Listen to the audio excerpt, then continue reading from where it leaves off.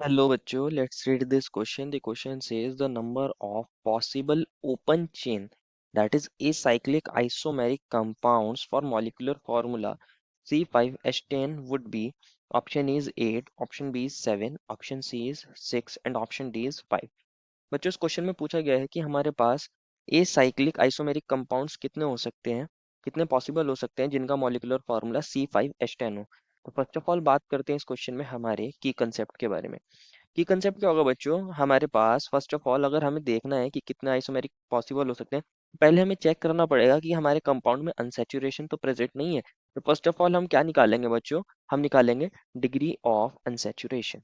क्या निकालेंगे बच्चों? डिग्री ऑफ अनसैचुरेशन, या फिर डबल बॉन्ड इक्विवेलेंस भी इसको बोल देते हैं। बच्चों डिग्री ऑफ अनसैचुरेशन का फॉर्मूला क्या होता है अगर मैं आपको बताऊं, डिग्री ऑफ अनसैचुरेशन का फॉर्मूला हमारे पास होता है C+1। क्या होता है? C+1 minus H/2 minus X/2 plus N/2। जहाँ हमारे पास C क्या होता है, नंबर ऑफ कार्बन एटम्स होते हैं, H होते हैं नंबर ऑफ हाइड्रोजन एटम्स, और हमारे पास X होते हैं नंबर ऑफ हेलोजन एटम्स, और N होते हैं नंबर ऑफ नाइट्रोजन एटम्स। तो इस वे में हम अनसैचुरेशन निकाल सकते हैं अपने फॉर्मूले की हेल्प से कि हमारे कंपाउंड में अगर अनसैचुरेशन प्रेजेंट है या फिर नहीं है। अगर अनसैचुरेशन प्रेजेंट होगा तो हम उसको अपने कंपाउंड के अंदर शो करेंगे और उसको हेल्प से हम अपने स्ट्रक्चर को इजीली ड्रॉ कर लेंगे। अब देखते हैं हमारे पास कार्बन कितने थे फॉर्मूले में, फॉर्मूला था C5H10। तो कार्बन है हमारे पास 5+1 माइनस H कितने हैं 10/2। हेलोजन और नाइट्रोजन है नहीं तो उनकी प्लेस पर 0/0 0/2 प्लस 0/2 आ जाएगा तो 0 ही होगा।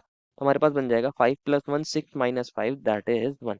इसमें एक हमारे पास क्या है, अनसेचुरेशन है, वन अनसेचुरेशन है। बच्चों हमारे पास अब देखो ना ध्यान से, C5H10 फॉर्मूला है, ये साइक्लिक है, दैट इज ओपन चेन है, और इसके अंदर कितना अनसैचुरेशन है, वन अनसैचुरेशन है। वन अनसैचुरेशन मीन्स यहाँ पे वन डबल बॉन्ड होगा, वन डबल बॉन्ड इसके अंदर होगा। दैट मीन्स हमारे पास एक साइक्लिक सिस्टम है और उसके अंदर कार्बन हाइड्रोजन है और एक डबल बॉन्ड है। तो ये तो जब भी हो सकता है अगर ये हमारे पास कौन हो बच्चों, ये अगर हमारा एल्कीन हो। कौन हो सकता है? एल्कीन होगा। अब हम इसके अलग अलग आइसोमेरिक स्ट्रक्चर्स को ड्रॉ करते हैं। आइसोमेरिक स्ट्रक्चर्स के अंदर सबका मतलब मॉलिक्यूलर फार्मूला सेम होगा, बस स्ट्रक्चर डिफरेंट होगा। तो देखते हैं क्या क्या बन सकते हैं। एक तो हम लीनियर चेन ले सकते हैं कि हमारे पास सारे कार्बन्स हमारे एक सिंपल लीनियर चेन के अंदर रहे होंगे। अब हम इसके अंदर डबल बॉन्ड को एडजस्ट कर देते हैं। मान लीजिए मैं नंबरिंग कर देता हूँ 1 2 3 4 5। मैं क्या कर सकता हूँ, 1 और 2 के बीच में डबल बॉन्ड लगा सकता हूँ और बाकी वैलेंसी को हाइड्रोजन से सेटिस्फाई कर देता हूँ, हाइड्रोजन से सेटिस्फाई कर सकता हूँ। एक हाइड्रोजन यहाँ रहा होगा और दो हाइड्रोजन यहाँ रहे होंगे, और H2 और ये वाला H3। अगर आप फॉर्मूला देखोगे इसमें 5 कार्बन है और हाइड्रोजन 10 है, ये सेटिस्फाई करेगा। दूसरी पॉसिबिलिटी क्या हो सकती है, इसको मैं नाम दे देता हूँ फर्स्ट। दूसरी पॉसिबिलिटी क्या हो सकती है, 2 और 3 के बीच में हमारे पास डबल बॉन्ड हो और चेन रही हो लीनियर ही। तो इसको मैं ऐसे दिखा सकता हूँ CH3 CH2, यहाँ CH और यहाँ डबल बॉन्ड CH, और यहाँ हमारे पास रहा हो CH3। तो बच्चों ये हमारी दूसरी पॉसिबिलिटी है। अब इसके अंदर इंपॉर्टेंट चीज क्या है बच्चों, वो समझने वाली बात है। इसके अंदर बच्चों हमारे पास ज्योमेट्रिकल आइसोमेरिज्म पॉसिबल है। ये एक्चुअल में दो फॉर्म में एग्जिस्ट कर सकता है, सिस फॉर्म में और ट्रांसफॉर्म में एग्जिस्ट कर सकता है। कैसे एग्जिस्ट करेगा इसको भी देख लेते हैं। एक तो हो सकता है हमारे पास कि हमारे जो दोनों हाइड्रोजन हो वो एक दूसरे की सिस पोजीशन पर हो। पहले इसको ऐसे लिखते हैं CH3 CH2, और ये हमारे पास यहाँ C है, ये हमारे पास हाइड्रोजन है, ये डबल बॉन्ड है, ये कार्बन है, ये हाइड्रोजन है, और ये हमारे पास CH3 है, ये हमारा बन जाएगा सिस। और दूसरी पॉसिबिलिटी क्या हो सकती है, हमारे हाइड्रोजन हाइड्रोजन एक दूसरे के ट्रांसफर हो। तो इसको मैं ऐसे दिखा सकता हूँ, हाइड्रोजन यहाँ C डबल बॉन्ड C यहाँ, और हाइड्रोजन यहाँ, इधर CH3, और इधर क्या होगा बच्चों, CH2 CH3।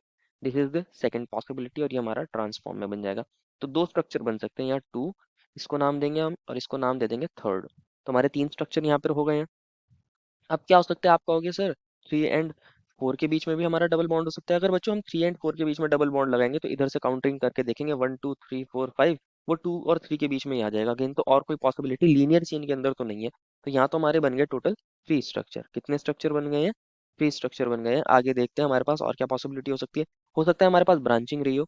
तो अब हम क्या करते हैं, 4 कार्बन्स को हम लीनियर चेन के अंदर ले लेते हैं और ब्रांचिंग करके देखते हैं। ये हमारे पास 4 कार्बन है बच्चों। अगर मैं आपको बताऊं, ये 1 है, ये 2 है, ये 3 है, ये 4 है।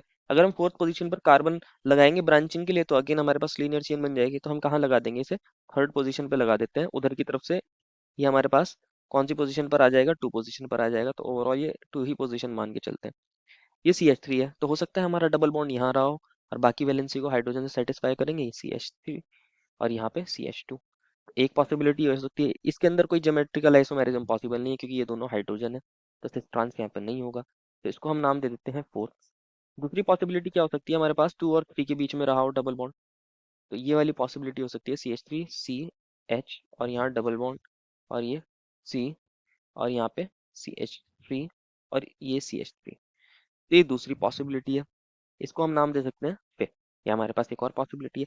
एंड हमारे पास एक पॉसिबिलिटी क्या हो सकती है, वन और टू के बीच में डबल बॉन्ड रहा हो, तो ये वाली भी देख लेते हैं। ये C H two double bond C H और यहाँ सी और सी एच थ्री और यहाँ सी एच थ्री और यहाँ हाइड्रोजन, ये हमारी सिक्स पॉसिबिलिटी है। इसके अलावा और कोई पॉसिबिलिटी नहीं हो सकती।